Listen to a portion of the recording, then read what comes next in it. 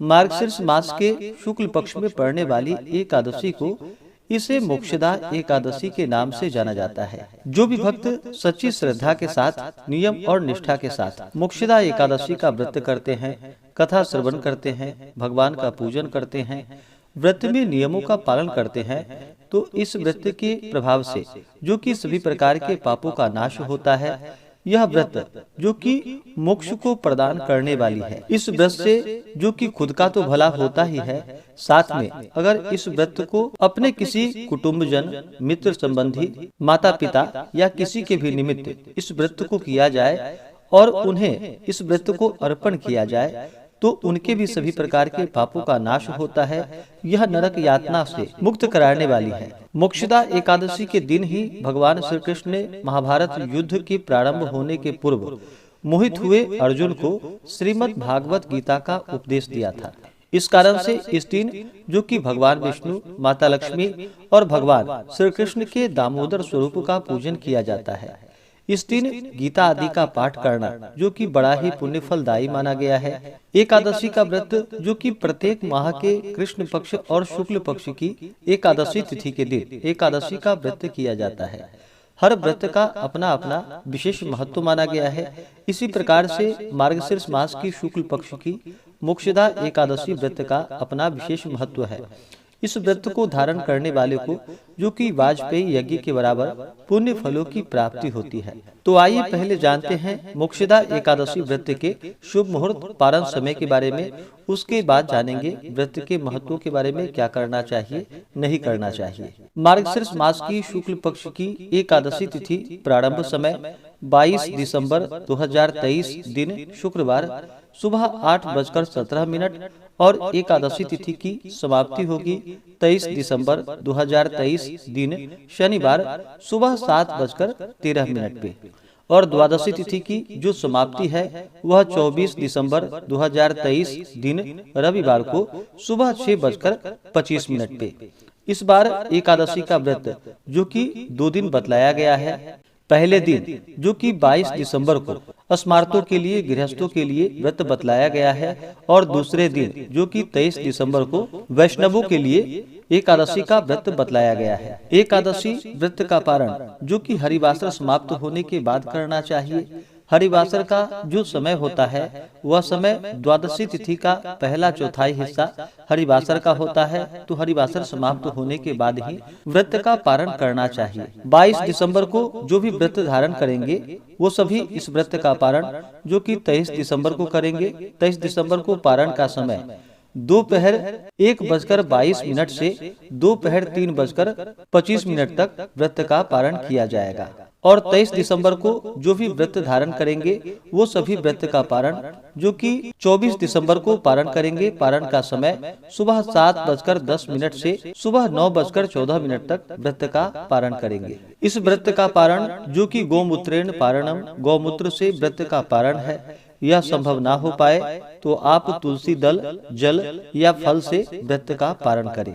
एकादशी तिथि के दिन सूर्योदय का जो समय है वह समय सुबह 6:39 और सूर्यास्त शाम 5:13। 22 दिसंबर को जो राहु काल का समय होगा वह समय सुबह 10:37 से सुबह 11:56 तक। 23 दिसंबर को सुबह 9:18 से सुबह 10:37 तक और 24 दिसंबर को राहु काल का समय दोपहर 3:55 से शाम 5:14 तक होगा। राहु काल समय के दौरान कोई भी शुभ कार्य या नया कार्य, पूजन आदि का कार्य नहीं करना चाहिए, इस बात का ध्यान रखें। 22 दिसंबर को नक्षत्र जो कि अश्विनी नक्षत्र रात्रि 9:36 तक होगा। उसके बाद फिर भरणी नक्षत्र अगले दिन रात्रि 9:19 तक होगा। योग जो कि परिध योग 22 दिसंबर को सुबह 11:11 तक। उसके बाद शिव योग जो कि अगले दिन सुबह 9:08 तक होगा। सर्वार्थ सिद्धि योग और रवि योग भी बन रहा है जो कि 22 दिसंबर सुबह 6:42 से रात्रि 9:36 तक। और 23 दिसंबर को जो कि त्रिपुष्कर योग रात्रि 9:19 से अगले दिन सुबह 6:24 तक होगा। एकादशी तिथि के दिन ब्रह्म मुहूर्त का जो समय है वह समय सुबह 4:59 से सुबह 5:51 तक होगा। जो भी भक्त मोक्षदा एकादशी का व्रत करते हैं उन्हें चाहिए कि व्रत के लिए एक दिन पहले ही यानी कि 10वीं तिथि के दिन सूर्यास्त होने से पहले ही भोजन ग्रहण करनी चाहिए। उस दिन जो कि शुद्ध और सात्विक आहार ग्रहण करनी चाहिए। मांस, मदिरा, प्याज, लहसुन आदि का जो कि 10वीं एकादशी और द्वादशी के दिन प्रयोग नहीं करना चाहिए।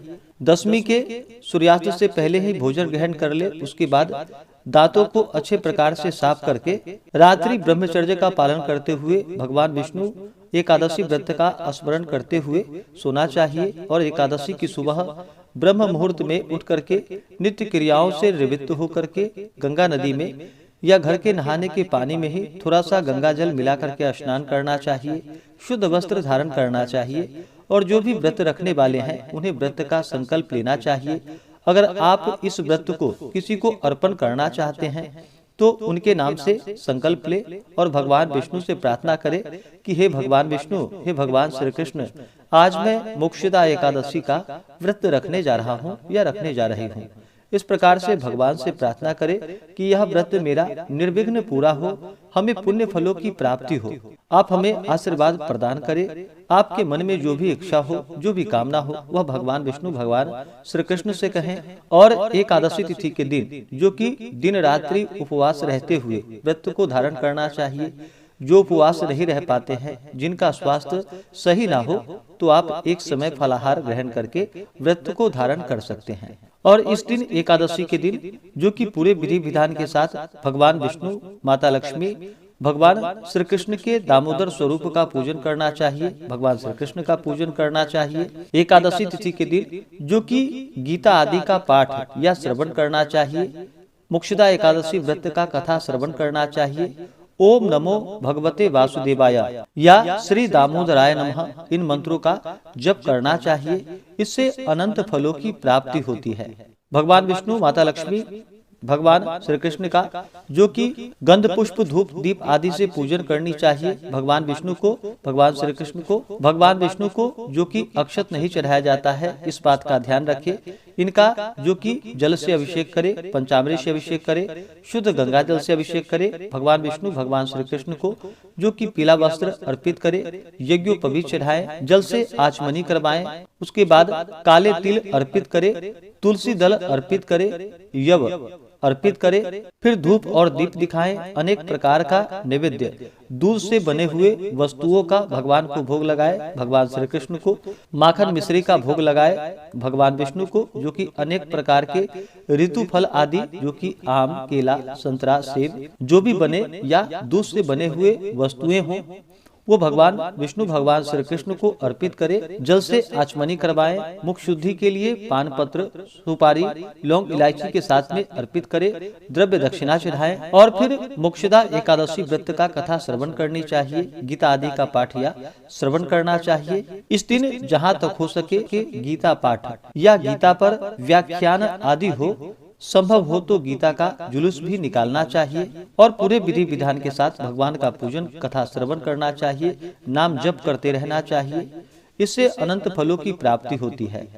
व्रत के दौरान जो कि किसी के ऊपर क्रोध नहीं करनी चाहिए। अपने मन में किसी के प्रति ईर्षा या द्वेष का भाव नहीं लाना चाहिए। ब्रह्मचर्य का पालन करना चाहिए। जहाँ तक हो सके कम बोलनी चाहिए। ज्यादा बोलने से मुख से न निकलने वाले शब्द भी मुख से निकल जाते हैं। इस कारण से जहाँ तक हो सके व्रत के दौरान कम बोलनी चाहिए और पूर्ण अपना मन भगवान विष्णु, भगवान श्री कृष्ण के चरणों में लगाना चाहिए। इससे अनंत फलों की प्राप्ति होती है। इस प्रकार से एकादशी के दिन भगवान का पूरे विधि विधान के साथ पूजन करके जहाँ तक हो सके रात्रि जागरण करते हुए समय को व्यतीत करना चाहिए। और द्वादशी तिथि के दिन जाकर के सुबह उठ करके नित्य क्रियाओं से निवृत्त होकर के स्नान करके शुद्ध वस्त्र धारण करके भगवान का पूजन आरती कर ले और फिर ब्राह्मणों को भोजन करवाए, ब्राह्मणों को दान और दक्षिणा दे और फिर समय के अनुसार व्रत का पालन करना चाहिए। इस प्रकार व्रत को धारण करने से जो कि अनंत फलों की प्राप्ति होती है।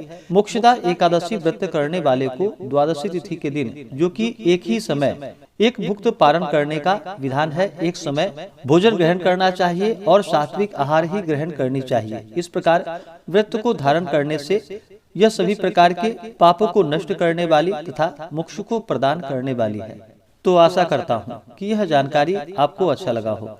ऐसे ही ज्ञानवर्धक जानकारियाँ प्राप्त करने के लिए चैनल पे अगर आप नए हैं तो चैनल को लाल बटन दबा करके सब्सक्राइब करें, साथ में बेल आइकन घंटी को दबाएं ताकि वीडियो का नोटिफिकेशन आपको समय से मिलता रहे।